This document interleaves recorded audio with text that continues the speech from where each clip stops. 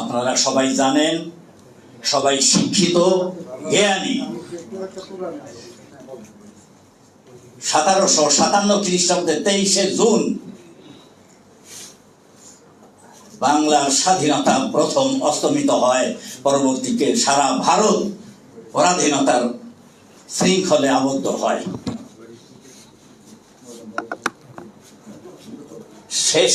সেই সময় থেকে লক্ষ লক্ষ লোক নিহত হয়েছে স্বাধীনতার জন্য। মুসলমানগণ জগৎ শেঠ রায়দুর্লভ দের কারণে এই পরাধীনতা বরণ করেছিল। কায়েদে আজম মোহাম্মদ আলী জিন্নাহর জন্ম না হলে পাকিস্তান সৃষ্টি হতো না। পাকিস্তান সৃষ্টি না হলে বাংলাদেশ হতো না।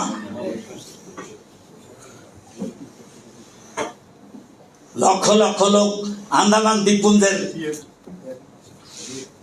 ফাঁসি হয়েছে, মৃত্যুদণ্ড কার্যকর হয়েছে, তাদের লাশও ফিরে পায়নি এই স্বাধীনতার জন্য। কায়েদে আজম মোহাম্মদ আলী জিন্নাহর নেতৃত্বে আর এই দেশের পূর্ববঙ্গের নিগৃহীত হিন্দু যোগেন মণ্ডলের নেতৃত্বে এই দুইজন সহ অন্যান্য কিছু নেতাদের নেতৃত্বের কারণে পাকিস্তান সৃষ্টি হয়েছিল এবং সেটা পরবর্তীতে বিভিন্ন কারণে বিভিন্ন মিথ্যা অভিযোগের উপরে আমাদের এই বাংলাদেশ নাম হয়েছে 1971 সাল থেকে। আমি 1971 সালে আমি একটা প্রতিষ্ঠানের পুলিশ বিভাগে চাকরি করতাম। আমি অস্ত্রপাতি দিয়ে আমি যখন হাজতে ছিলাম 71 সালে স্বাধীনতার 16 তারিখের পরে, আমাদের স্বাধীনতার 16 তারিখের পরে 18 তারিখে আমি মুক্তি পাই। কিন্তু তার আগে বিবিসির ভাষ্যকর বলেছিল বাংলাদেশ স্বাধীন হবেই, পরবর্তীকালে স্বাধীনতা রক্ষা করতে পারে কিনা সন্দেহ রয়ে যাবে। আমাদের সতর্ক থাকতে হবে, যে কোনো ভাবে আমরা স্বাধীন হয়েছি, পাকিস্তানের সাথে আমাদের সম্পর্ক রক্ষা করতে হবে, প্রতিবেশীদের সবাই সাথে আমাদের সম্পর্ক থাকবে, কিন্তু দেশ বিক্রি করে নয়। দেশের স্বাধীনতা সার্বভৌমত্ব আমাদেরকে রক্ষা করতে হবে। এজন্য আমাদের শপথ নিতে হবে, না হলে আবার সেই 1757 খ্রিস্টাব্দের অধ্যায়ে চলে যাবে। আমরা ভুল করি, ত্রুটি করি।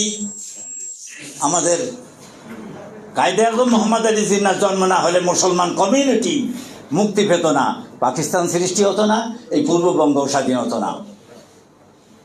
কায়েদে আজম মোহাম্মদ আলী জিন্নাহ এখন আমাদের জাতির পিতা আমরা স্বীকার করি না, কিন্তু আমাদের বন্ধুত্ব, আমাদের ফ্র্যাটারনিটি, আমাদের ভ্রাতৃত্ব রক্ষা করে চলতে হবে। আমরা আশা করি কায়েদে আজম মোহাম্মদ আলী জিন্নাহর জন্ম তারিখ এবং মৃত্যু দিবস বা মৃত্যু বার্ষিকী প্রত্যেক বছর এখানে প্রতিপালিত হবে। আসসালামু আলাইকুম। সবাইকে ধন্যবাদ জানিয়ে আমি আমার বক্তব্য শেষ করছি। আসসালামু আলাইকুম।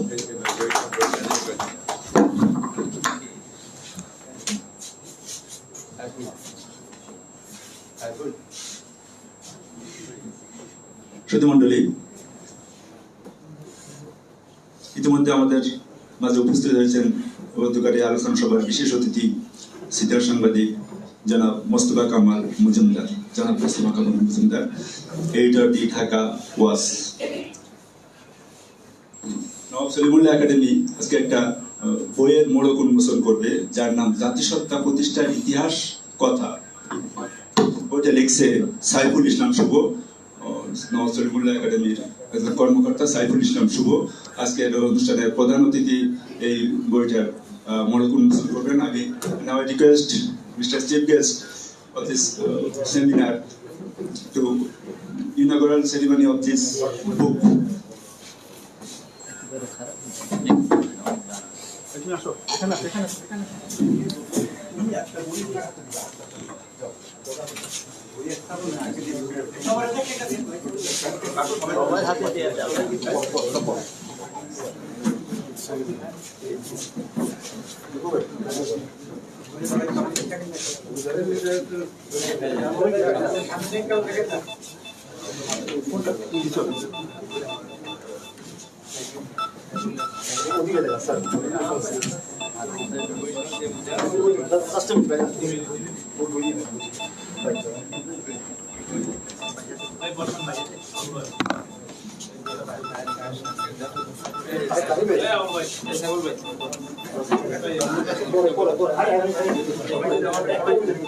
সবাইকে দেওয়া হবে, আপনার সিটে বসেন, সবাইকে দেওয়া হবে, সবাইকে বই দেওয়া হবে, প্লিজ সবাই বসেন, সবাইকে দেওয়া হবে, বিনামূল্যে সবাইকে দেওয়া হবে।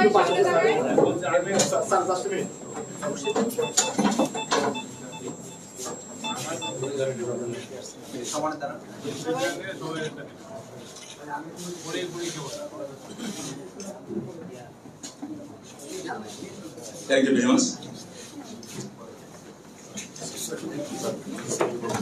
Please sit down, everybody.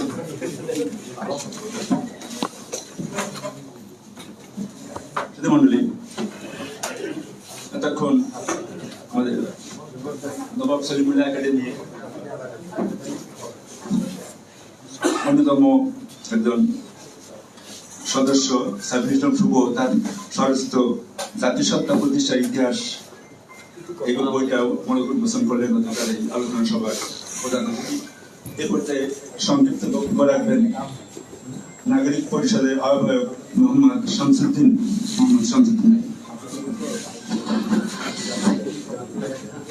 Assalamu alaikum.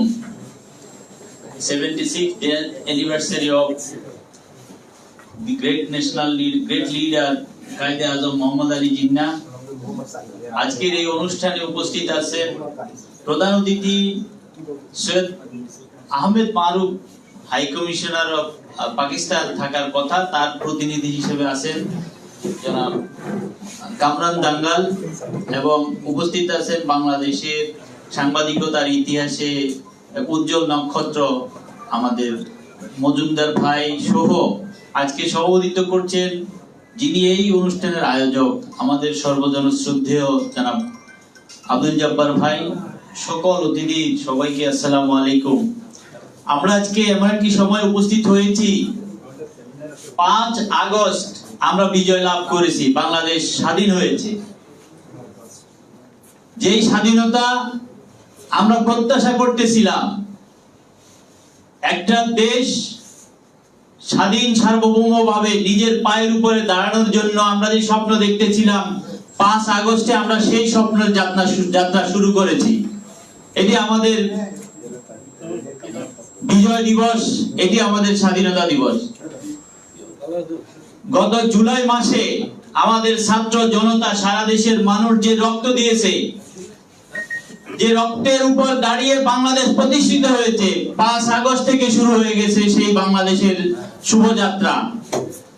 আমরা স্মরণ করি কায়েদে আজম মোহাম্মদ আলী জিন্নাহকে এজন্য 1947 সালের 14ই আগস্ট যদি বাংলাদেশ পাকিস্তানের সাথে না থাকতো, আমরা যদি, পাকিস্তান বানিয়েছে কিন্তু ঢাকা, পাকিস্তান প্রস্তাবনা পাশ হয়েছে, পাকিস্তানের জন্য লড়াই হয়েছে, পাকিস্তানের জন্য সব করেছে ঢাকা। সুতরাং আমরা অংশীদার 1947 সালের আমাদের প্রথম স্বাধীনতা 14ই আগস্টে। সেই স্বাধীনতার মহানায়ক কায়েদে আজম মোহাম্মদ আলী জিন্নাহ যদি আমাদেরকে পাকিস্তানের সাথে না রাখতেন, তাহলে আজকে কাশ্মীরের মতো আমাদের ঘাড় ফেরানোর উপায় ছিল না। ভারতীয় জান্তারা আমাদের অস্ত্র ধরে রাখতো আমার ঘাড়ের পাশে, আমরা স্বাধীন হতে পারতাম না। আজকে আমরা, ত্রিপুরার মানুষ স্বাধীনতার জন্য স্বপ্ন দেখে, কিন্তু সেই স্বপ্নের কথা মুখ ফুটে বলতে পারে না, ভয় পায়। কায়েদে আজম মোহাম্মদ আলী জিন্নাহ আমাদেরকে পাকিস্তানে নিয়েছে বলেই আমরা আজকে স্বাধীন হতে পেরেছি। আমরা যদি মণিপুরে আজকে যে ফাইট হচ্ছে, মণিপুরের মানুষ স্বাধীনতা চায়, মণিপুরের মানুষের স্পৃহা, মণিপুরের মানুষের স্বপ্ন হচ্ছে বাংলাদেশের স্বপ্ন। বাংলাদেশের ছাত্র যুবকরা যে পথ দেখিয়ে গিয়েছে সেই পথ ধরে মণিপুর হাঁটছে। বাংলাদেশ 1947 সালের 14 আগস্ট পাকিস্তানের রূপকার বাংলাদেশ। আবার আজকে যে মণিপুর স্বাধীন হতে যাচ্ছে সেই মণিপুরের স্বপ্নও বাংলাদেশ। সুতরাং আমরা এই স্বপ্ন পুরুষদের মধ্যে অন্যতম আমাদের মহাপুরুষ কায়েদে আজম মোহাম্মদ আলী জিন্নাহকে স্মরণ করে আমি একটি কথা বলবো। আমাদের নওয়াব সলিমুল্লাহ উনি মৃত্যুবরণ করেছেন, যার মৃত্যু তারিখ হচ্ছে 16 জানুয়ারি 1915 সাল। তাহলে আমি কেন নওয়াব স্যার সলিমুল্লাহর অবদান স্বীকার করতে গেলে দ্বিধাগ্রস্ত হই? নওয়াব স্যার সলিমুল্লাহ আমার জাতিসত্তার বীজ বপন করে গেছে। নওয়াব স্যার সলিমুল্লাহর আজকে জন্মদিন কবে, মৃত্যুদিন করে ঢাকা বিশ্ববিদ্যালয় থেকে পাশ করার পরে ছাত্র জানে না, অথচ তার অবদানে আজকে বিশ্ববিদ্যালয়। বুয়েটের ছাত্র জানে না যে নওয়াব স্যার সলিমুল্লাহর জন্ম দিবস কবে, মৃত্যু দিবস করে। এটি দুঃখজনক। আমরা একটা অত্যন্ত দুঃখজনক অবস্থার মধ্যে আমাদের দিনগুলো পার করতেছি। আমরা যদি দেখি যে আল্লামা ইকবাল পৃথিবীর মধ্যে সম্মানিত সর্বজন শ্রদ্ধেয় একজন কবি। আল্লামা ইকবালকে আমরা সম্মান করি, শ্রদ্ধা করি, শুধু না সারা পৃথিবীর মানুষ আল্লামা ইকবালকে সম্মান করে। 21 এপ্রিল 1938 সাল তার মৃত্যু দিবস। তাহলে আল্লামা ইকবালের নামে যদি হল থাকে কোনো অসুবিধা হয় আমাদের? আল্লামা ইকবালের নামে ঢাকা বিশ্ববিদ্যালয়ের হলের নাম পরিবর্তনের ক্ষেত্রে আমার কোনো প্রকার আমার জড়তা থাকার কথা না। এই নাম কেন পরিবর্তন হয়? আমরা যদি আল্লামা ইকবালের নাম, জিন্নাহ সাহেব মারা গেছেন 1948 সালে। 1971 সালে তো জিন্নাহ সাহেব জীবিত ছিল না। জিন্নাহ এভিনিউর নাম আমাকে কেন পরিবর্তন করতে হবে? আমাদেরকে বুঝতে হবে আমার জাতিসত্তার অভ্যন্তরে ভিন্ন একটি জিনিস বিরাজ করতেছে, যেই জিনিসটি হচ্ছে দিল্লির প্রতি ভয়, দিল্লির প্রতি আনুগত্য। যদি দিল্লির প্রতি ভয় থাকে, দিল্লির প্রতি অনুগত থাকে, তাহলে আমি স্বাধীন হতে পারলাম না। আমাকে মনে রাখতে হবে কোন প্রকার কারোর প্রতি জড়তা, ভয় রেখে কোন জাতিসত্তার বিকাশ হতে পারে না। আমি যদি প্রশ্ন আসে, আজকে আমরা যে স্বাধীনতা অর্জন করেছি 5ই আগস্ট, এই আগস্টের একটি স্লোগান ছিল দিল্লি না ঢাকা, ঢাকা ঢাকা।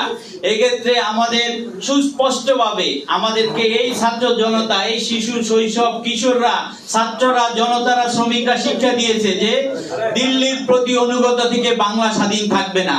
আমাকে স্বাধীন হতে গেলে অবশ্যই দিল্লির আনুগত্য ছাড়তে হবে। স্বাধীন সার্বভৌম সভরেন বাংলাদেশ, সভরেনটি ঢাকা, সভরেন বাংলাদেশ যদি আমি না অর্জন করতে পারি, আমার স্বাধীনতা অর্থবহ হবে না। আর সেই ক্ষেত্রে আমাকে মনে রাখতে হবে 1971 সালের পর কায়েদে আজম মোহাম্মদ আলী জিন্নাহর নামে আমার হল পরিবর্তনের নাম হলো কেন? জিন্নাহ এভিনিউর নাম পরিবর্তন হলো কেন? আমার আল্লামা ইকবালের হলের নাম পরিবর্তন হলো কেন? কারণ দিল্লি চায় বা ঢাকা যেন দিল্লির প্রতি অনুগত থাকে।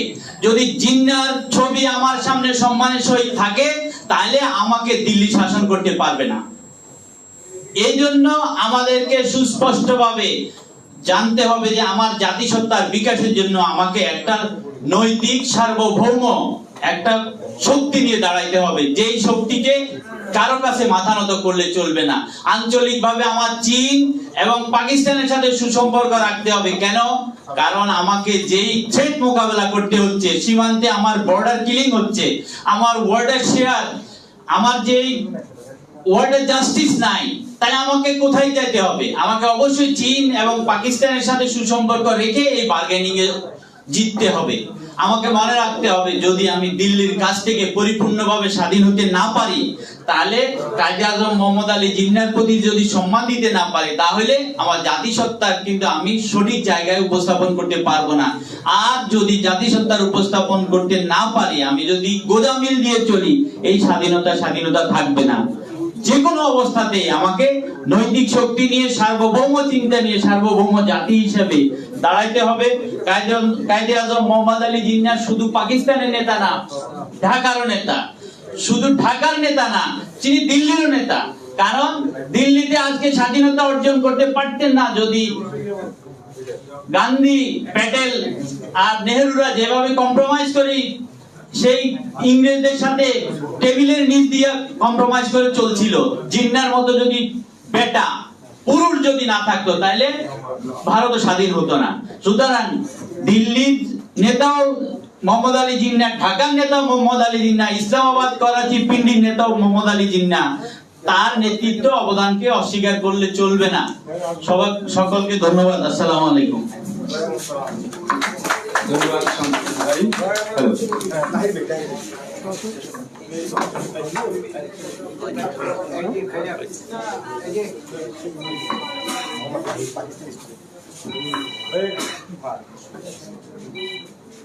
Here present some Pakistani citizens.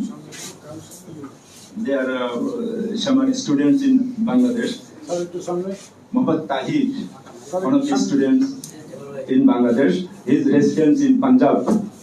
He recited a poet about Qaid-e Azam Muhammad Ali Jinnah.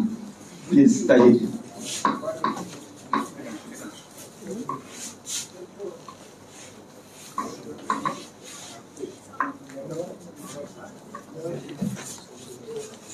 আসসালামু আলাইকুম।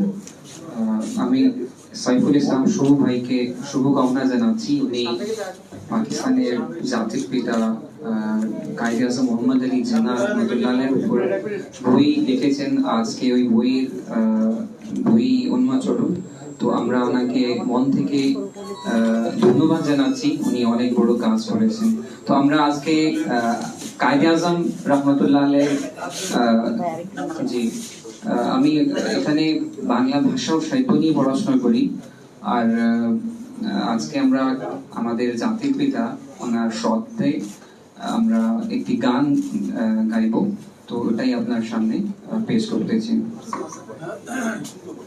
अच्छा, मैं पाकिस्तानी हूँ, पाकिस्तानी तालिब इल्म हूँ और हम यहाँ पर कायदे आज़म मोहम्मद अली जिन्नाह रहमतुल्लाह अलैह उनकी शान में एक नगमा पढ़ेंगे। तो आप तमाम हाज़रीन से गुजारिश है आप जरूर इसको समाअत फरमाएं। मिल्लत का पासबां है मोहम्मद अली जिन्नाह, हाँ मोहम्मद अली जिन्नाह। मिल्लत है जिस्म जान है मोहम्मद अली जिन्नाह, मोहम्मद अली जिन्नाह। मिल्लत का हस्बा है मोहम्मद अली जिन्नाह, हाँ मोहम्मद अली जिन्नाह। तस्वीर अज़्म जान वफा रूह हुर्रियत, तस्वीर अज़्म जान वफा रूह हुर्रियत। है कौन बेगुमा है मोहम्मद अली जिन्नाह, हाँ मोहम्मद अली जिन्नाह। मिल्लत का पासबां है मोहम्मद अली जिन्नाह, हाँ मोहम्मद अली जिन्नाह। मिल्लत हुई है जिंदा फिर उसकी पुकार से, मिल्लत हुई है जिंदा फिर उसकी पुकार से। तकदीर की आज़ान है मोहम्मद अली जिन्नाह, मोहम्मद अली जिन्नाह। मिल्लत का पासबां है मोहम्मद अली जिन्नाह, हाँ मोहम्मद अली जिन्नाह। सच शुक्र फिर है घर में सफर अपना कारवां, सच शुक्र फिर है घर में सफर अपना कारवां, और मीर कारवां है मोहम्मद अली जिना, मोहम्मद अली जिना, मिल्लत का पासबां है मोहम्मद अली जिना, मोहम्मद अली जिना।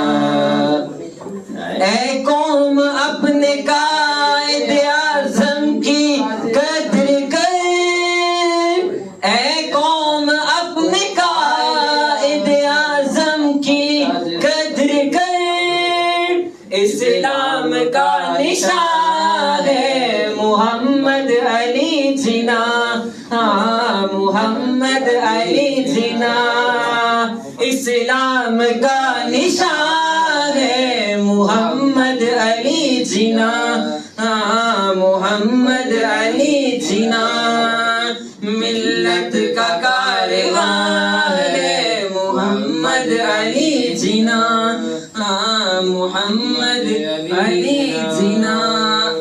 थैंक यू, धन्यवाद। Thank you. Both two are Pakistani, Mohammad Tahir and Kamran Abbas.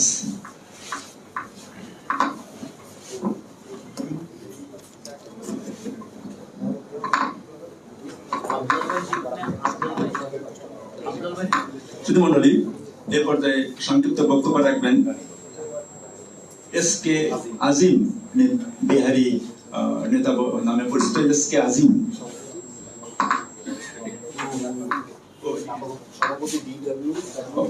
S K. আজিম সভাপতি BMWDC।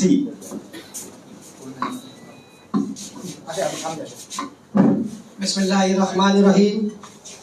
अस्सलामुअलैकुम। आज कायदे आज़म मोहम्मद अली जिन्ना साहब के 76तम मृत्यु वार्षिकी में आज के अनुष्ठान में आप सब हजरत को, प्रधान अतिथि और विशेष अतिथि को अस्सलामुअलैकुम। इससे बहुत खुशी महसूस हो रहा है जो 15-16 साल बाद हम लोग उर्दू में और यहाँ भी प्रोग्राम में शामिल हो सका। इसके लिए ये प्रोग्राम का जो आयोजन किया उनके लिए दिल से मेरे शुक्रिया और धन्यवाद है। जेहेतु हम लोग मीरपुर, मोहम्मदपुर, हमारे बाप दादा पाकिस्तान के नाम पे मारे गए, जेहेतु भारत से आके इस देश को पाकिस्तान बनाए। बेशक अगर जिन्ना साहब नहीं रहते तो एशिया महादेश में मुसलमान का कोई मुल्क ना रहता। मोहम्मद अली जिन्ना साहब के लिए हम लोग एक पाकिस्तान पाया मुस्लिम, जहाँ पे हम लोग अपनी इज्जत से अपनी इस्लाम कायम करके रह सक रहे हैं। और 1971 साल में भारत युद्धों करके हम लोग का इस देश को 2 टुकड़ा बना दिया और हम लोग के 50-56 साल में हमारे बाप दादा ये पाकिस्तान का सपना पे गुजर गए। इसलिए आज बहुत अच्छा लग रहा है जो हमारे पाकिस्तान के सब, और ये हो रहा है इंशाअल्लाह आगामी भी ऐसे चलते रहे। इसलिए हम आप लोग के सामने शुक्रिया अदा कर रहे हैं। आगामी दिन जैसे यहीं से चल सके हम इसी के लिए कर रहे हैं। अस्सलामु अलैकुम।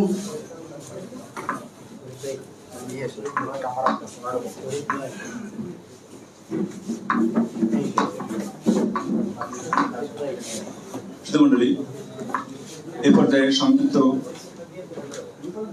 বক্তব্য রাখবেন doctor Farid Uddin. Doctor Farid Uddin, all Muslim উম্মাহ।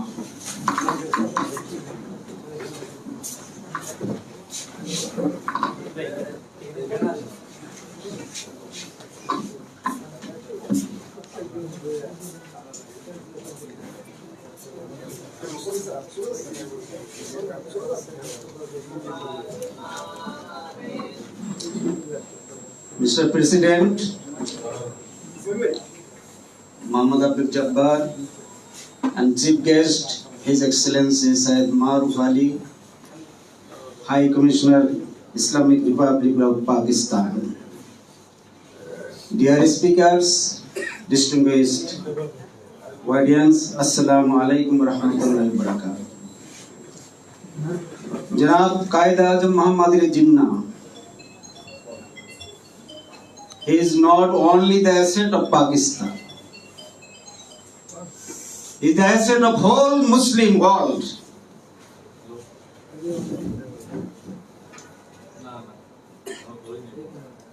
যার তীক্ষ্ণ বুদ্ধিমত্তায় ক্ষুরধার যুক্তি তর্কের মাধ্যমে যিনি ব্রিটিশদের কাছ থেকে পাকিস্তানকে হাসিল করেছিলেন, মুসলিম উম্মার জন্য এই ভারত উপমহাদেশে একটি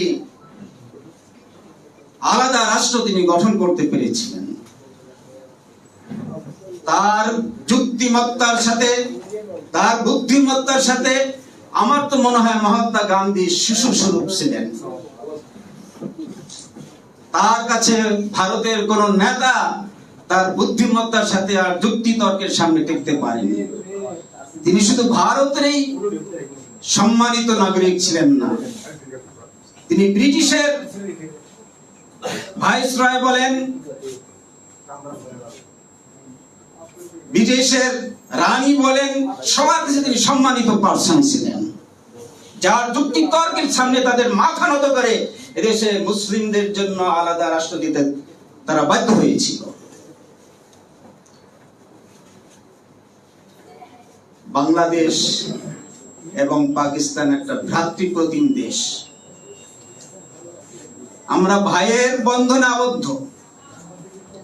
আমাদের অতীতের নেতৃবৃন্দের ভুলের কারণে আমাদের ভিতরে যে দূরত্ব সৃষ্টি হয়েছিল সেটাকে আমাকে নিরসন করতে হবে, কারণ আমাদের ইজ্জতের জন্য, আমাদের সম্মানের জন্য, আমাদের বেঁচে থাকার জন্য এটা প্রয়োজন।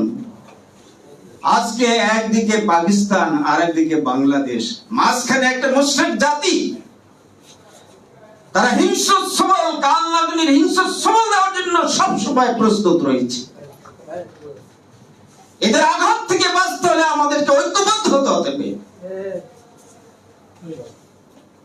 আজকে ভারতের 7 কন্যা রাজ্যকে রক্ষার জন্য তাদের চিকেন নেক যথেষ্ট নয়, তাদেরকে এখন টাইগার নেক করতে হবে। বাংলাদেশের ভূখণ্ড তাদের প্রয়োজন আছে, এমনকি পার্বত্য চট্টগ্রামও তাদের কবজায় নিয়ে যেতে হবে। সুতরাং এই আগ্রাসন থেকে বাঁচতে হলে, এই দেশকে, এই জাতির, এদেশের স্বাধীনতাকে টিকিয়ে রাখতে হলে আমাদেরকে আমাদের ভাইয়ের সহযোগিতা দরকার হবে, চায়নার সহযোগিতা করতে হবে, দরকার হবে। আমি বিশেষ করে বলবো, তুরস্ক একদিন এই সারা বিশ্বে মুসলিম খেলাফত পরিচালনা করেছিল। তোমরা মুসলমানদের স্বার্থের পিছনে তোমাদেরকে সবচেয়ে প্রথম এগিয়ে আসতে হবে। আজকে কাশ্মীর, আজকে ফিলিস্তিন, আজকে সিরিয়া এবং বাংলাদেশের উপর যে আধিপত্য বিস্তার করার জন্য সাম্রাজ্যবাদী শক্তি সেম দৃষ্টি নিক্ষেপ করেছে, এর মোকাবেলায় তোমাদেরকে মুসলমানদের স্বার্থে এগিয়ে আসতে হবে। আজকে আমরা মুসলিম বিশ্ববিদ্যে একই দেহের মতো আমরা না হতে পারি, এক ইউনিটি নিয়ে যদি আমরা এগিয়ে যেতে না পারি, তাহলে আমাদেরকে সাম্রাজ্যবাদী শক্তির অধীনে নির্যাতিত, নিষ্পেষিত হতে হবে। আমাদের মুক্তির কোনো গ্যারান্টি নেই। মুসলমানরা যখন এক থাকবে, একক শক্তি নিয়ে আগে আসবে, তখন এক মুসলমান আর এক মুসলমানের সাহায্যকারী হবে।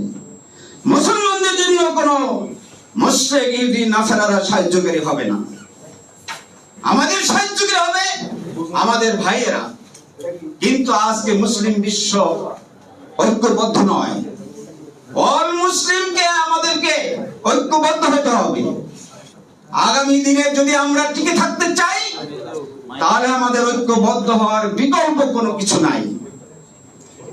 আমি সে কথাই স্মরণ করে দিতে চাই সবার কাছে, আসুন আমরা মুসলিমরা ভেদাভেদ সৃষ্টি না করে পরস্পর ঐক্যবদ্ধ হয়ে আমরা এগিয়ে যাই। আমি সবশেষে কাজী নজরুল ইসলামের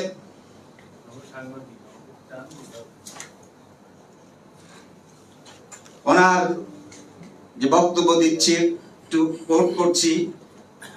বাজিছে দামামা, বাদরে আমামা, শির উঁচু করে মুসলমান, দাওয়াত এসেছে নয়া জামানার, ভাঙ্গা কেল্লায় ওরে নিশান।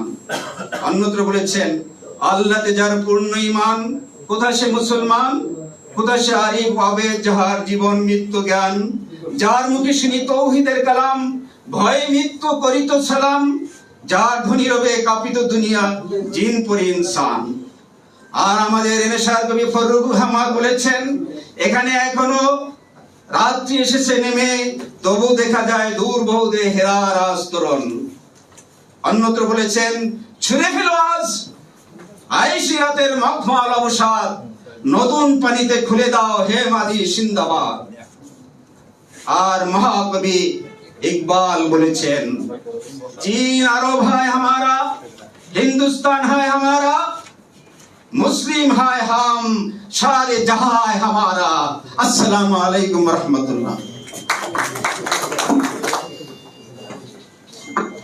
धन्यवाद देखिए Dear audience, now I request Mr. Kamran Abbas, he is a Pakistani or Pakistani bhai.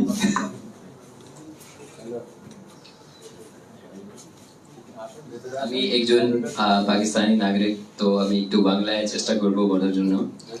যদি কোনো ভুল থাকে মাফ করবেন। মাননীয় সভাপতি আর সম্মানিত অতিবৃন্দ, আমার প্রথম আমি সাইফুল ইসলাম সাহেবকে ধন্যবাদ জানাচ্ছি। উনি আমাদের জাতির পিতা এবং একটা বই লিখছে, আমার পক্ষ থেকে ওনাকে ধন্যবাদ। আমার বক্তব্যের শিরোনাম হচ্ছে আমাদের দৃষ্টিতে বিংশ শতাব্দীর মহান নেতা, সম্মানিত সভাপতি। বিংশ শতাব্দী তার গতিপথ নিতে চলেছে। এই শতাব্দীর বড় ধরনের দুর্ঘটনা ঘটেছে।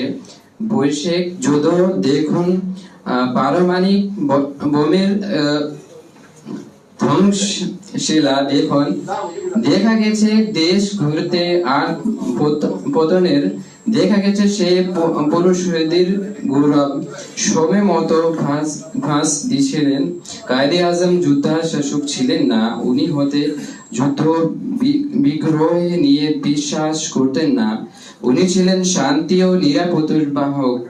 আপনার ব্যক্তিত্ব ও চারিত্র এমন মহান ও উজ্জ্বল যে ওই শতাব্দীর কোন ব্যক্তি আপনার তালনা প্রশংসনীয় গ্রহণ ছিল না। আপনি তরবারি নিয়ে নয় বরং কলম মাধ্যমে ইনকালাব নিয়ে এসেছেন। আপনার সবাইকে ধন্যবাদ, ও যদি কোনো ভুল থাকে সমগ্র মাফ করবেন। ধন্যবাদ, many thanks কামরান আব্বাস। শ্রোতা মণ্ডলী, এ পর্যায়ে সংক্ষিপ্ত বক্তব্য রাখার জন্য অনুরোধ জানাচ্ছি ইন্ডিয়ান অরিজিন উর্দু ভাষী কাউন্সিলের সম্মানিত প্রেসিডেন্ট জনাব আফজাল ওয়ারসি ভাইকে। জনাব আফজাল ওয়ারসি।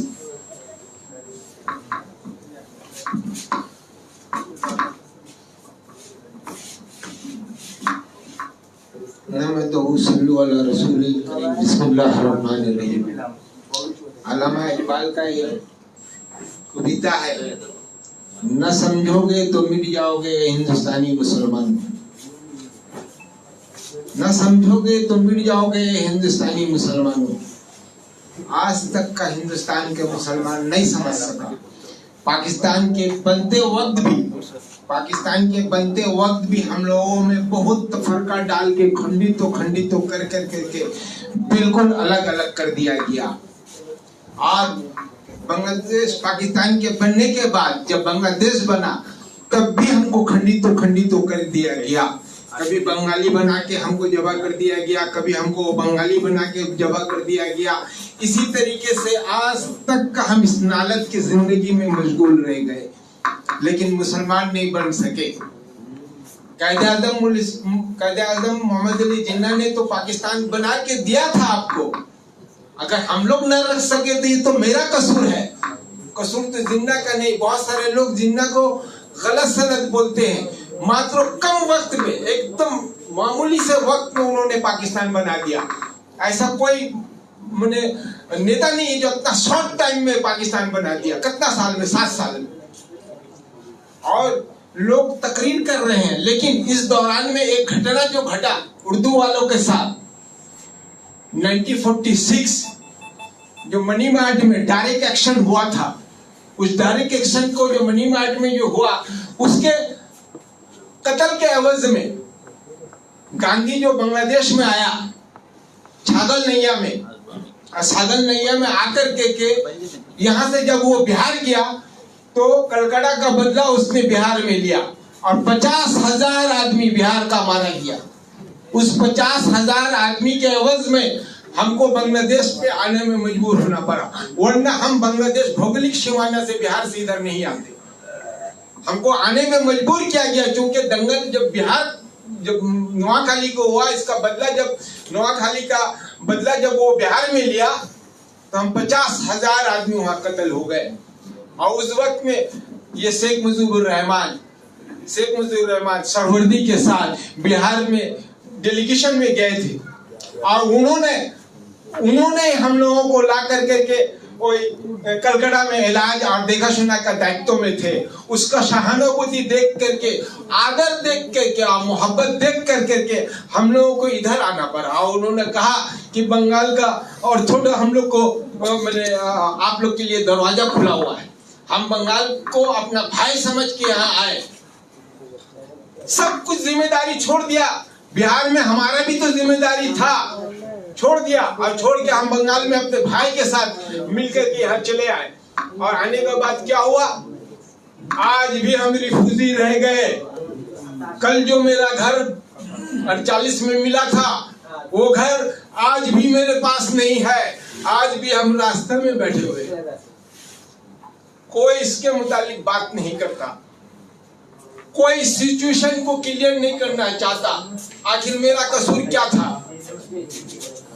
हम इस देश में आके फंस गए और आज तक का मेरा फैमिली 3 हिस्से में तकसीम हो गया।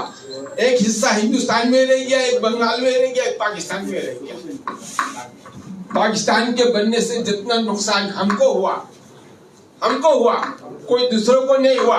बंगाल के पैर के नीचे तो जमीन था, इसलिए उसकी जिम्मेदारी थी। पंजाब के लोगों के साथ पैर में जमीन था, इसलिए पंजाब पंजाबियों का, सिंध सिंधियों का, बलोची बलोचियों का, बंगाल बंगालियों का। हमारा क्या? हम इधर उधर ठोकर खा रहे और आज भी ठोकर खा रहे, इसका तस्फिया नहीं होता। तो आज पाकिस्तान के जो सफीर है उनसे हमारा अनुरोध है कि इस मामला को बांग्लादेश से बोल करके तस्फिया किया जाए और हमको कितना सजा मिलेगा। हम तो समझते हैं कि पाकिस्तान बन गया सबके लिए, लेकिन मेरे लिए नहीं बना। हमारे लिए पाकिस्तान नहीं रहा, हमारे लिए पाकिस्तान रहा। पाकिस्तान हम कल भी रो रहे हैं, आज भी रो रहे हैं। मेरा माँ, मेरा 3 भाई पाकिस्तान में है और हम यहाँ, मेरा बाकी रिश्तेदार सब हिंदुस्तान में। इस हालत में हम यहाँ पर आके कशमकश के जिंदगी गुजार रहे हैं। इससे ज्यादा कुछ नहीं बोलेंगे, लेकिन फिर भी पाकिस्तान हमारा बाप दादा ने बनाया, इसलिए हम लोग पाकिस्तान को बचा के रखने के लिए हर मुमकिन कोशिश करते हैं। कोशिश करते हैं कि पाकिस्तान अच्छा रहे, खुश रहे, लेकिन साथ में हम लोग का भी मामला तय हो जाए। हम लोग को वीजा का सहूलत मिलना चाहिए। हम लोग पाकिस्तान जाए, आराम से आए, ताकि हम लोग अपने भाई बिरादर से मिल सके। उसके लिए पाकिस्तान के सफीर के साथ हम लोगों का मैंने अनुरोध है कि आप वीजा में सहूलत करें और लोगों को जाने के लिए मुश्किल को दूर करें, ताकि लोग आसानी से जा सकें। और कम्युनिकेशन में जो दुबई के जरिए जाते हैं, इस भाड़े पे हम लोग नहीं जा सकते, लिहाजा हम लोग को ऐसा सहूलत हो जो डायरेक्ट प्लेन जाए, भाड़ा में कमी आए तो लोग जा सकते आ सकते। और इससे ज्यादा क्या बोलेंगे। अस्सलाम वालेकुम व रहमतुल्लाहि व बरकातहू।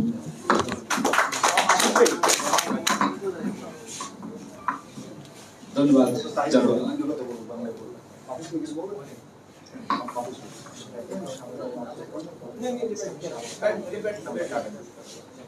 সুধীমণ্ডলী,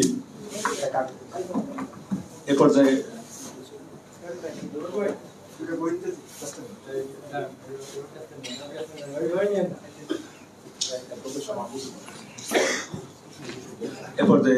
সংক্ষিপ্ত বক্তব্য রাখবেন শাহ মাহফুজুল হক, বিশিষ্ট আইনজীবী জনাব মাহফুজুল হক ভাই সংক্ষিপ্ত বক্তব্য রাখবেন।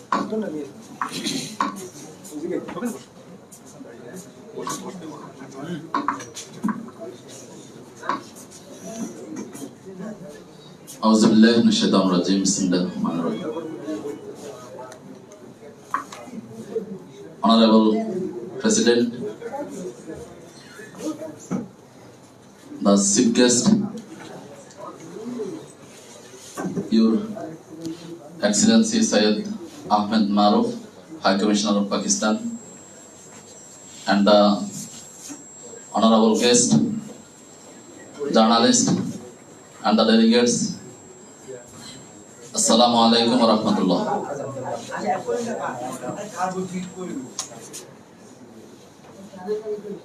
Quaid-e-Azam Muhammad Ali Jinnah, his 76th death anniversary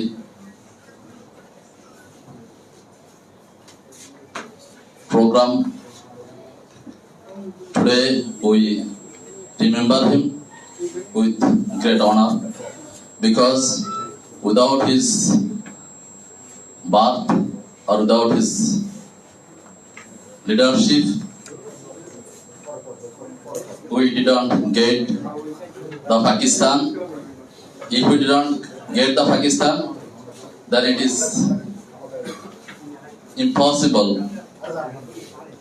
for us to be independent, to get the Bangladesh.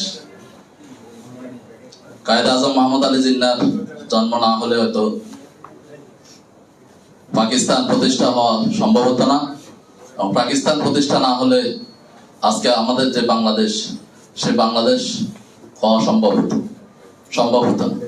কারণ আমরা জানি যে আজকের যে আধিপত্যবাদী শক্তি, তারা তাদের অধীনে আমাদের মতো যে কিছু ক্ষুদ্র রাষ্ট্র ছিল, হায়দ্রাবাদ, সেটি কিন্তু হারিয়ে গেছে, একীভূত হয়ে গেছে। সিকিম হারিয়ে গেছে, একীভূত হয়ে গেছে। বল মাছের গ্রাসে সবকিছু ভিতরে ঢুকে যাচ্ছে। আজকে কাশ্মীর, আজকে দীর্ঘ লড়াই, তাদের লড়াই কিন্তু শেষ হচ্ছে না। এটা প্রমাণ করে যে পাকিস্তান প্রতিষ্ঠা না হলে আমরা বাংলাদেশ পেতাম না, বাংলাদেশের স্বাধীনতা হওয়া এটা অসম্ভব ছিল। পাশাপাশি আজকে আমরা এটাও মনে করি যে আসলে পাকিস্তান হওয়ার পরে যে প্রত্যাশা নিয়ে জাতিসত্তার যে বিশ্বাসের উপর একটা রাষ্ট্র প্রতিষ্ঠিত হয়েছিল পাকিস্তান, সেই পাকিস্তান রাষ্ট্রের যে ভিত্তি ছিল ধর্ম, পৃথিবীতে এটাই মনে হয় প্রথম যে ধর্মের ভিত্তিতে একটা রাষ্ট্র আলাদা হয়েছে। কিন্তু দুর্ভাগ্য হচ্ছে সেই পাকিস্তান রাষ্ট্রের যেই ভিত্তি, তৎকালীন শাসক গোষ্ঠী সেই ধর্মীয় বিশ্বাস বা ভ্রাতৃত্বের যে সম্পর্ক, সেই সম্পর্ককে গুরুত্ব না দিয়ে সেখানে ক্ষমতার যে দাপট বা ক্ষমতার যে দ্বন্দ্ব, ক্ষমতাকে চিরস্থায়ী করার জন্য সেদিন ইয়াহিয়া খান বা আইয়ুব খান তারা যে ভূমিকা রেখেছিল বাংলাদেশের ব্যাপারে, সেটিও বাংলাদেশের মানুষ হিসেবে আমাদের কাছে সেটা কাঙ্ক্ষিত ছিল না, বা সেটা আমাদের কাঙ্ক্ষিত না। সেদিন যদি আমাদের আপোষ এবং সমঝোতার ভিত্তিতে এবং সেই সমস্যাগুলো আলোচনার ভিত্তিতে সমাধান করা যেত, তাহলে আজকে পাকিস্তান সারা পৃথিবীতে নেতৃত্বের আসনে সমাসীন হতে পারত বলে আমাদের বিশ্বাস। এবং Pakistan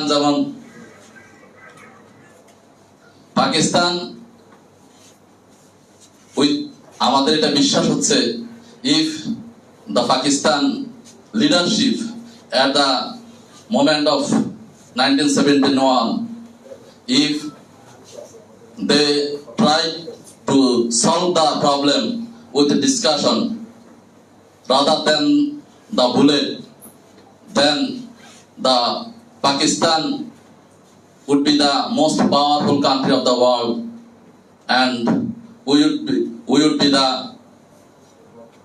superpower of the world, and we have the atom bomb, we have the ownership with the atom bomb and the others power.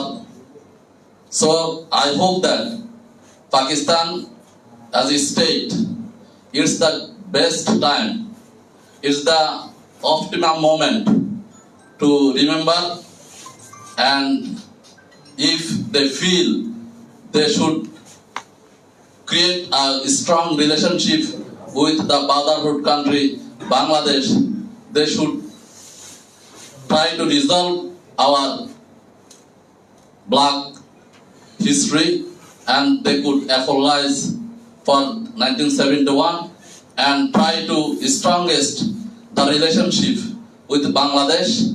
And it's our hardest demand, and it is our hardest request to the High Commissioner and the ambassador who will be the chief guest and his representatives, to them, please take initiative to resolve the previous history and previous problem and make a strong relationship with Bangladesh, so that together as a brotherhood country, as a Muslim, we could be the great power, and we could work together, and we could defeat our enemies, and we could work for the interest of our countries and of the Muslim Ummah.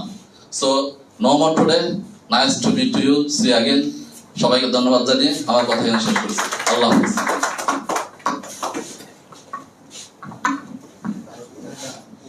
Thank you mister Mahfuzul Haque advocate. এখন একটা কাওয়ালি শোনা যেতে পারে, আমার পাকিস্তানি ভাই উনি একটা কাওয়ালি গেয়ে শোনাবেন। মোহাম্মদ তাহির ভাই একটা কাওয়ালি শোনাবেন আপনাদের।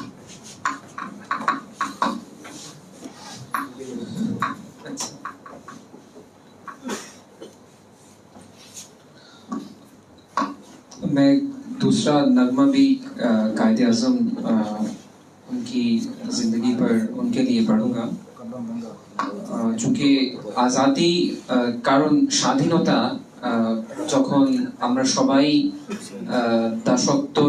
দশকদের জীবন যাপন করছিলাম, তো তখন আমাদের জন্য কে স্বাধীনতা এনেছেন আর ওনার স্বাধীনতার যে আমাদের উপর উপকরণ আমরা কখনো ভুলাতে পারবো না।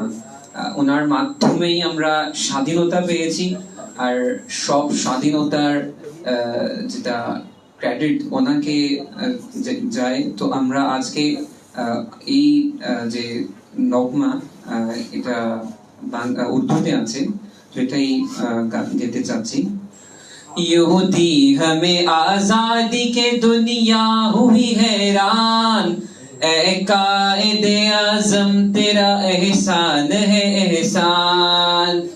यहूदी हमें आजादी के दुनिया हुई हैरान, ए कायदे आज़म तेरा एहसान है एहसान। तेरा एहसान है तेरा एहसान, तेरा एहसान है तेरा एहसान। हर सिमत मुसलमानों पे छाई थी तबाही, मुल्क अपना था और गैरों के हाथों में थी शाही। ऐसे में उठा दीन मुहम्मद का सिपाही, और नाराए तकबीर से दी तूने गवाही। इस्लाम का झंडा लिए आया सरे मैदान, है कायदे आज़म तेरा एहसान है एहसान। यूं दी हमें आजादी के दुनिया हुई हैरान। ऐ कायदे आज़म तेरा एहसान है एहसान, तेरा एहसान है तेरा एहसान। देखा था जो इकबाल ने एक ख्वाब सुहाना, उस ख्वाब को एक रोज हकीकत है बनाना। ये सोचा तूने जो फंसा तुझ पे जमाना, हर चाल से चाहा तुझे दुश्मन ने हराना। मारा वो तूने दाव के दुश्मन भी गए मान। ऐ कायदे आज़म तेरा एहसान है एहसान, तेरा एहसान है तेरा एहसान। पंजाब से बंगाल से जवान चल पड़े, सिंधी बलोची सरहदी पठान चल पड़े। घर बार छोड़ बेसरो सामान चल पड़े, साथ अपने मुहाजिर लिए कुरान चल पड़े। और कायदे मिल्लत भी चले होने को कुर्बान। ऐ कायदे आज़म तेरा एहसान है एहसान, यूं थी हमें आजादी के दुनिया हुई हैरान। ऐ कायदे आज़म तेरा एहसान है एहसान। मारा वो तूने दाव के दुश्मन भी गए मान। लड़ने का दुश्मनों से अजब ढंग निकाला, ना तोप ना बंदूक ना तलवार ना भाला। सच्चाई के अनमोल उसूलों को संभाला, पिन्हा तेरे पैगाम में जादू था निराला। ईमान वाले चल पड़े सुनकर तेरा फरमान। ऐ कायदे आज़म तेरा एहसान है एहसान, यूं दी हमें आजादी के दुनिया हुई हैरान। ऐ कायदे आज़म तेरा एहसान है एहसान। আরেকটি বাংলায় যেটা আগে গান ছিল তা গীতে চাচ্ছি। সংশয় বিঘ্নের জঞ্জির ভেঙ্গে আমরা এনেছি পাকিস্তান। শৃঙ্খল মুক্তির চঞ্চল ছন্দে আজাদ সৈনিক গাহে গান। সংশয় বিঘ্নের জঞ্জির ভেঙ্গে আমরা এনেছি পাকিস্তান। এখানে এটা পাকিস্তান নয়, এটা বাংলাদেশি হবে। তো এটা কারণ ওই সময় ছিল, তো আমি অ্যাপোলোজাইজ করতেছি। সংশয় বিঘ্নের জঞ্জির ভেঙ্গে আমরা এনেছি পাকিস্তান। শৃঙ্খল মুক্তির চঞ্চল ছন্দে আজাদ সৈনিক গাহে গান। জাতির পতাকা হাতে কায়েদে আজমের সাথে ওয়াতনের সিপাহী আর নওজওয়ান।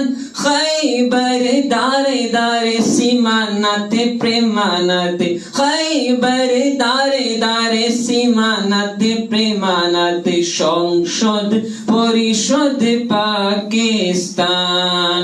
সংশয় বিঘ্নের জঞ্জির ভেঙ্গে আমরা এনেছি পাকিস্তান। শৃঙ্খল মুক্তির চঞ্চল ছন্দে আজাদ সৈনিক গাহে গান। Thank you. Thank you very much, Mohammad তাহিরকে।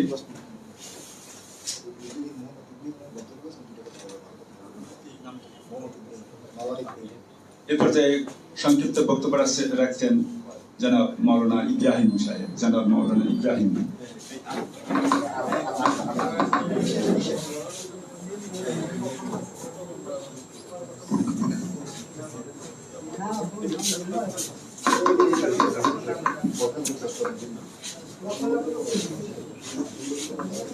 আসসালামু আলাইকুম। জনাব সভাপতি সাহেব, আমার প্রাণপ্রিয় মুসলিম ভাইয়েরা, আমার এক ভাই যে পূর্বে উল্লেখ করেছে যে পাকিস্তান নইলে বাংলাদেশ হইতো না, এটা কথা ঠিক। 1947 সাল যদি না হয়তো এই বাংলার এই পতাকা আমরা পাইতাম না। 1947-এর যে পতাকা আমরা পেয়েছি, এই পতাকার বিনিময়ে আজকে আমাদের বাংলাদেশ।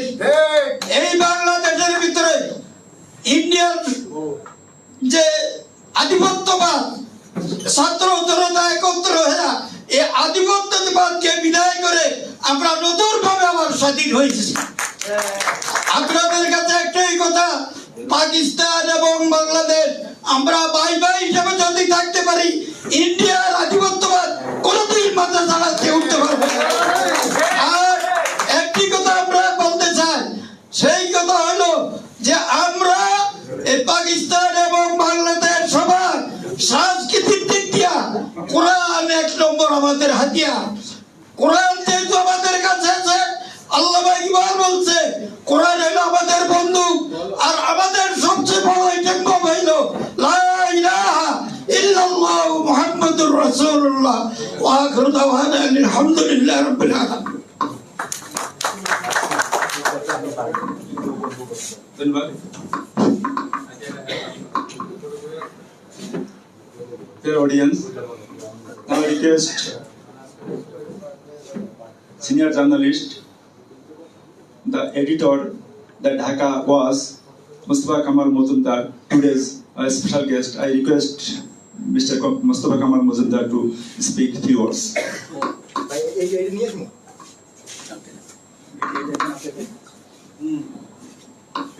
বিসমিল্লাহির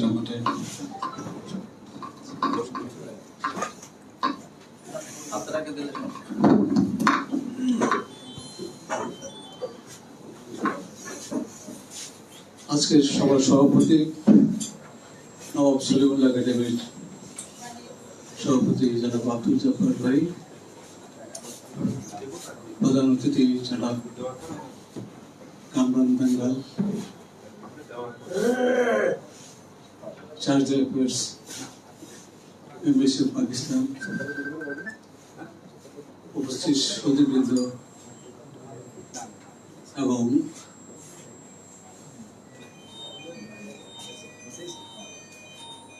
অতিথি ও সুধীবৃন্দ, আজকে একটা বেশ ভালো আলোচনা আয়োজন করেছেন জব্বার ভাই। উনি আমাকে ডাকলে আমি না আসতে পারি না, আশা লাগে। আর উপলক্ষ তো বেশ বড়, নবাব সলিমুল্লাহ একাডেমির আয়োজনে কায়েদে আজমের মৃত্যুবার্ষিকী আলোচনা, কিন্তু বিশাল ব্যাপার। নবাব সলিমুল্লাহ এই ভারতবর্ষে একটা রাজনীতি চালু করেছিলেন, একটা দল প্রতিষ্ঠার মাধ্যমে, যার নাম মুসলিম লীগ। এই বাংলাদেশের রাজধানী ঢাকায় প্রতিষ্ঠিত হয়েছিল। আর সেই মুসলিম লীগের নেতা হিসেবে কায়েদে আজম মোহাম্মদ আলী জিন্না পাকিস্তান কায়েমে নেতৃত্ব দিয়েছিলেন। তাহলে নবাব সলিমুল্লাহ নেতার নেতা ছিলেন, তাই না? আর কায়েদে আজম তো কায়েদে আজমই মহান নেতা, হি ওয়াজ এ গ্রেট লিডার। আমাদের বর্তমানের শক্তি খুঁজে পেতে হলে ইতিহাসটা ভালোভাবে জানা দরকার।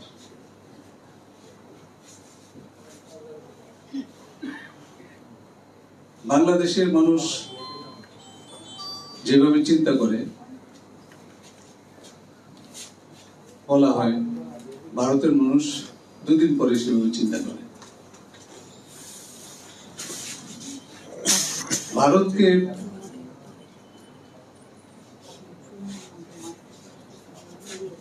অধিকার করার জন্য বিদেশিরা সবসময় বাংলাদেশ দিয়ে শুরু করছে। আর এই বাংলাদেশি ভারতের নেতৃত্ব দিয়েছেন বিভিন্ন সময়।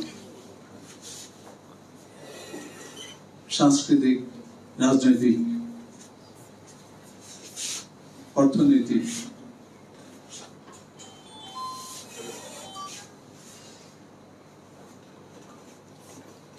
কায়দা আজম মোহাম্মদ আলী জিন্নাহ যে দেশটি তৈরি করেছিলেন,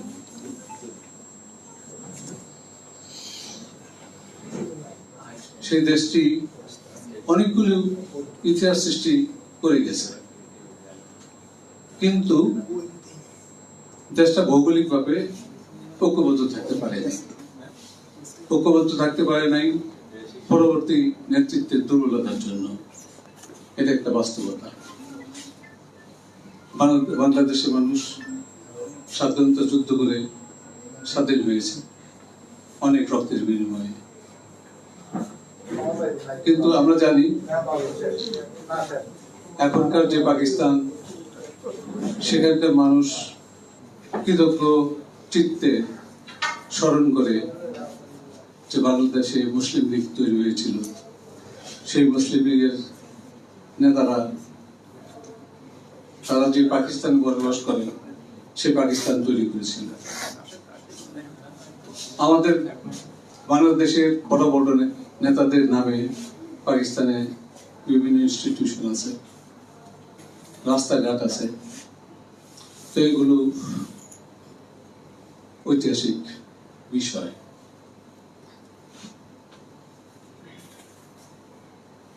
সম্পর্ক আমাদের মধ্যে ভালো হওয়া উচিত। গত 15 বছরে আব্দুল জাফর ভাই এরকম অনুষ্ঠান করতে পারেন নাই। 15 বছর আবার নতুন করে করলেন, এটা দিয়ে শুরু করলেন।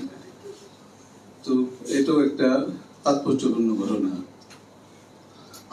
আধিপত্যবাদী শক্তির চাপে এবং তাদের দোষকদের চাপে এদেশের মানুষ সত্য কথা বলা বন্ধ হয়ে গেছিল।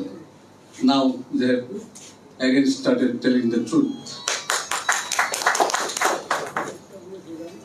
আসলে ধামাচাপা দিয়ে ইতিহাস হয় না, ইতিহাসের নিজস্ব গতি আছে। আর সস্তা সেন্টিমেন্টের উপরে হয় না। এদেশে মানুষ যে যুদ্ধ করেছিল সেটা কিন্তু সস্তা কোনো সেন্টিমেন্ট ছিল না। মুসলিম লীগ একটা পৃথক আবাস ভূমির জন্য সংগ্রাম করেছে। কেন করেছে? কারণ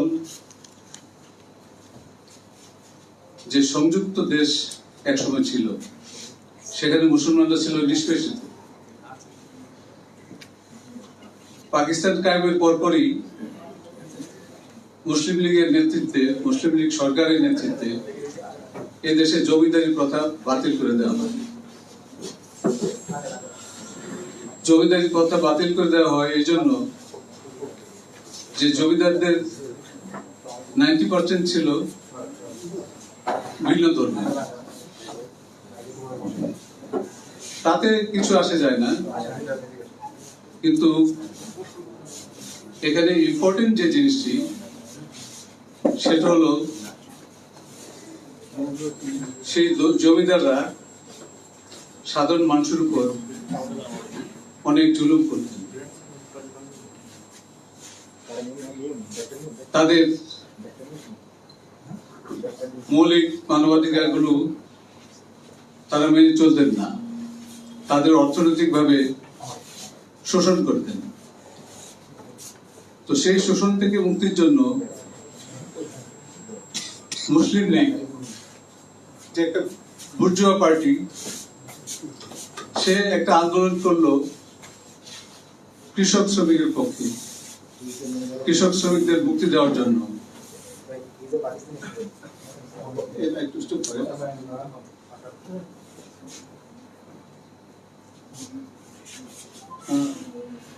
তো মুসলিম লীগ একটা কৃষকদের মুক্তির জন্য রাজনীতি করছে। এটা অনেকে শুনলে অবাক হয়, কিভাবে এটা সম্ভব? মুসলিম লীগের নেতারা তো জমিদার শ্রেণীর ছিলেন, তারাও রাইটিস্ট ছিলেন, তারা জমিদের কথা উচ্ছেদ করলেন কিভাবে? আসলে বাংলাদেশের যে সমাজ ব্যবস্থা সম্পর্কে তাদের খুব গভীর আন্ডারস্ট্যান্ডিং ছিল। স্বাধীন রাষ্ট্রের জন্য সংগ্রাম করার আগে প্রথমে তারা চেষ্টা করেছিলেন যে বঙ্গভঙ্গ যেটা ব্রিটিশ করেছিল সেটাকে ধরে রাখার জন্য। যখন সেটা ধরে রাখা গেল না, তখন তারা চেষ্টা করলেন এদেশের সাংস্কৃতিক মুক্তির একটা রাস্তা করা যায় কিনা। ঢাকা বিশ্ববিদ্যালয়ের প্রতিষ্ঠার যে সংগ্রাম সেটাকে তারা ধরলেন শক্ত করে, এবং ঢাকা বিশ্ববিদ্যালয় প্রতিষ্ঠার কারণে এদেশে একটা নতুন বুদ্ধিজীবী সমাজ তৈরি হয়। পূর্ব বাংলার সাধারণ মানুষের সন্তানরা শিক্ষিত হয়, যারা অবিভক্ত বাংলায় ছিল উপেক্ষিত, তারাই ক্রমে ক্রমে নেতৃত্বে এসে মুসলিম লীগ তথা মুসলমানদের আন্দোলনটাকে শক্তিশালী করে। তো আজকে আমরা কায়েদে আজমের ৭৬তম মৃত্যুবার্ষিকীতে এসে বলবো যে কায়েদে আজম সেই মুসলিম লীগের যে রাজনীতিরই একটা ফসল। উনি অল ইন্ডিয়া মুসলিম লীগের নেতৃত্ব দিয়েছেন, এদেশের মানুষও তার নেতৃত্বে রাজনীতি করেছেন। আমরা কায়েদে আজম মোহাম্মদ আলী জিন্নাহর রুহের মাগফিরাত কামনা করি। উনি নেতৃত্বে না থাকলে হয়তো বা আরো কষ্ট পেতে হতো, আরো কষ্ট করা লাগতো। শুধু কলকাতা রায়ট না, আরো বেশি দুর্ঘটনা হয়তো হতে পারত। আমি বলবো এই ৭৬তম মৃত্যুবার্ষিকীতে কায়েদে আজম মোহাম্মদ আলী জিন্নাহ এবং নওয়াব শাহ সলিমুল্লাহ তাদের রুহের প্রতি আমরা রুহের মাগফিরাতের জন্য দোয়া করি, এবং এই উপলক্ষে পারস্পরিক শ্রদ্ধাবোধ যেন আরো বৃদ্ধি পায়, শ্রদ্ধাবোধের সাথে বন্ধুত্ব যাতে বৃদ্ধি পায়, এই কামনা করে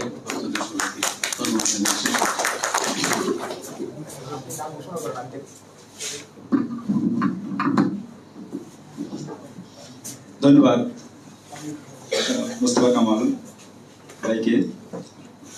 সুধীমণ্ডলী, নওয়াব সলিমুল্লাহ একাডেমি বিশেষ ক্ষেত্রে অবদানের জন্য কিছু লোককে ব্যক্তিকে একটা অ্যাওয়ার্ড দেবে।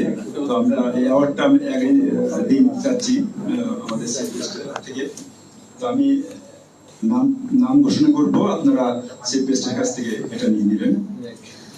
First, mister Mohammad Tahir, please take your award.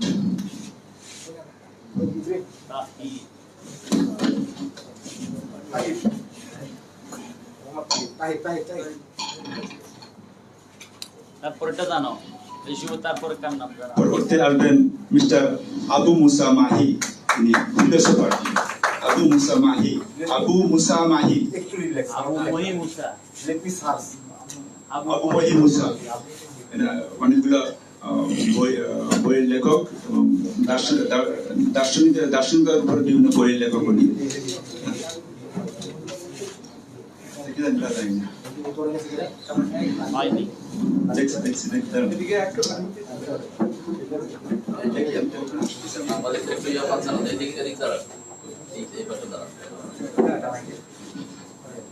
দার্শনিকরা বুড়ো হয় না।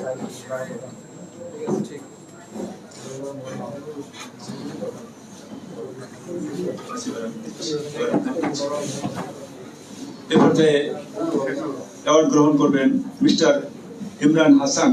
Mister Imran Hasan, please please. আগে নাম জানিয়ে রাখো, তারপরে গেলে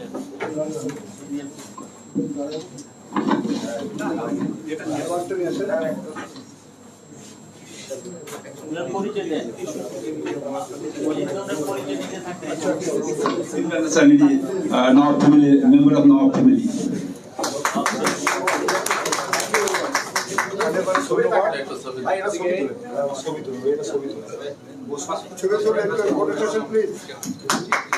সাইফুল ইসলাম ভাই আছেন?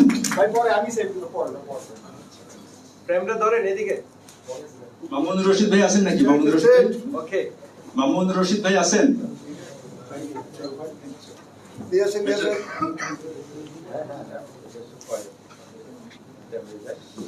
মিস্টার হাফেজ মুফতি মোহাম্মদুল্লাহ ভাই, মিস্টার হাফেজ মুফতি মোহাম্মদুল্লাহ ভাই।